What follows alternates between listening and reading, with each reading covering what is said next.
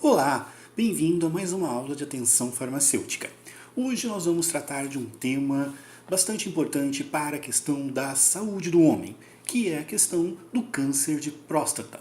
Então, nos slides a seguir, teremos questões referentes à identificação, diagnóstico e tratamento desta doença que acomete grande parte dos homens e merece atenção em especial, principalmente pelos farmacêuticos.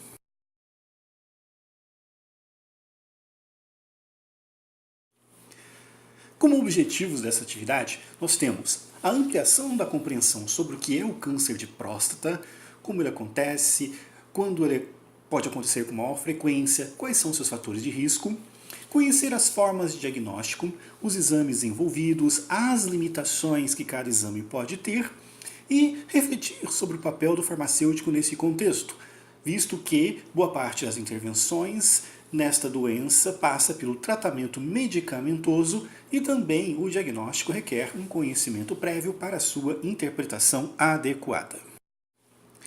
Só lembrando que quando a gente fala na saúde do homem, temos que lembrar que os homens continuam ainda indo muito pouco buscar auxílio médico nas suas questões relativas à sua saúde.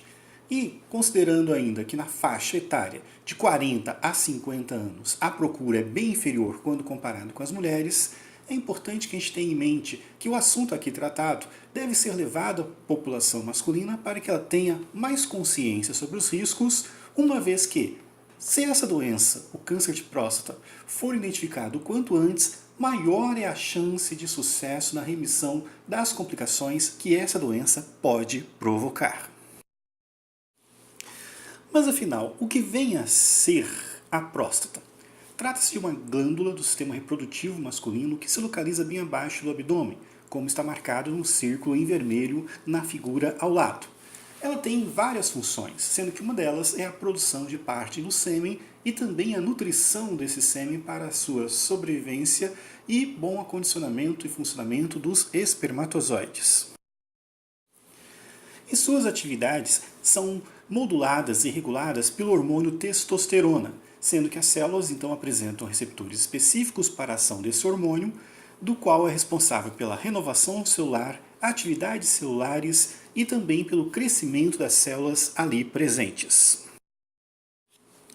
A grande questão se dá que, com o passar dos anos, as células, frente a uma menor quantidade de hormônio presente, que vai decaindo com o tempo, o hormônio testosterona, começam a passar por um processo de adaptação, aumentando o número de receptores para manter sua atividade.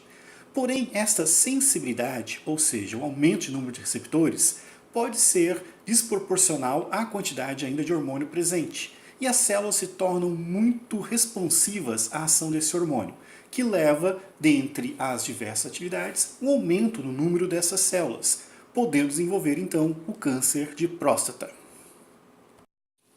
E uma das características que são atribuídas ao aumento do número de células e manifestação do câncer de próstata é a questão de um fluxo urinário mais lento e um jato urinário fraco e fino, o que já denota existir a possibilidade de um desenvolvimento de um tumor que poderá trazer complicações mais graves.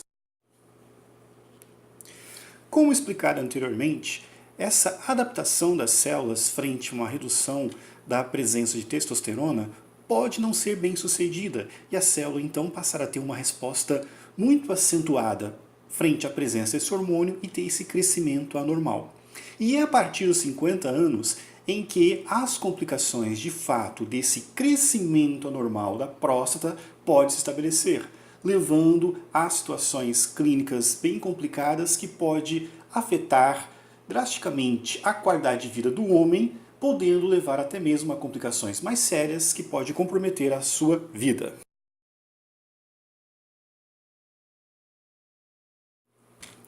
E como que eu posso identificar o quanto antes um risco de ter uma alteração na próstata?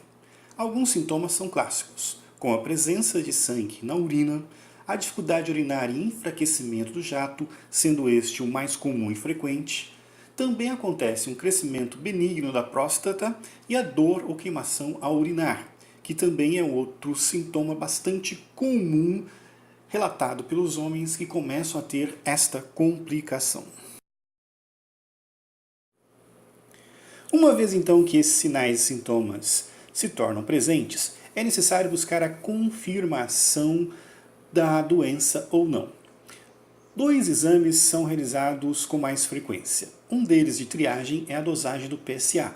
que tem algumas limitações, como a questão de um elevado índice de falso negativo, como de 22%,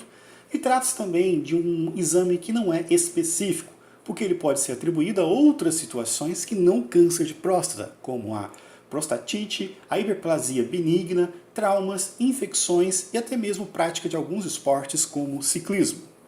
O outro exame é o exame de toque. Ele avalia o tamanho e a consistência e identifica também a presença de nódulos, mas também apresenta algumas limitações, pelo fato de ser um exame invasivo e que pode expor o paciente a algumas infecções oportunistas e outras complicações devido ao procedimento que é feito no local para a identificação da próstata. Com a confirmação do tumor pelos exames e pela avaliação médica, é necessário iniciar o tratamento.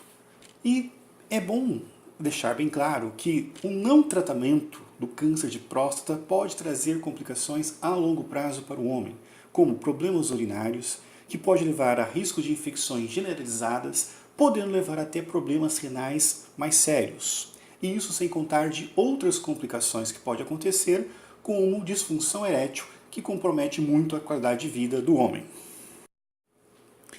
E a realização do tratamento traz grandes benefícios, sendo que alguns que melhoram bastante a qualidade de vida do homem é a remissão de problemas como a ocorrência da disfunção erétil e também da incontinência urinária, que também limita bastante as atividades do homem, porque o leva a ter constante vontade de urinar, o que dificulta bastante suas atividades de trabalho, lazer, entre outras. Para o tratamento farmacológico do câncer de próstata, nós temos 2 tipos de tratamento farmacológico. Nós temos o tratamento conhecido como BAI, que é o bloqueio hormonal, e o tratamento à base de terapia endócrina.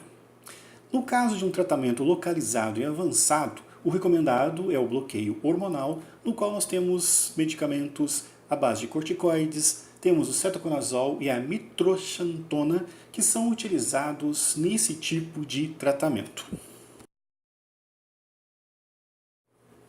Agora, quando se trata de um câncer já disseminado, o mais recomendado é a terapia endócrina, no qual nós temos fármacos derivados de estrógenos, temos análogos de LHRH e outros tratamentos antiandrogênicos que também são recomendados para esse tipo de condição clínica. E esses tratamentos farmacológicos é o que a gente irá estar tratando na nossa aula presencial. Aguardo todos vocês até lá.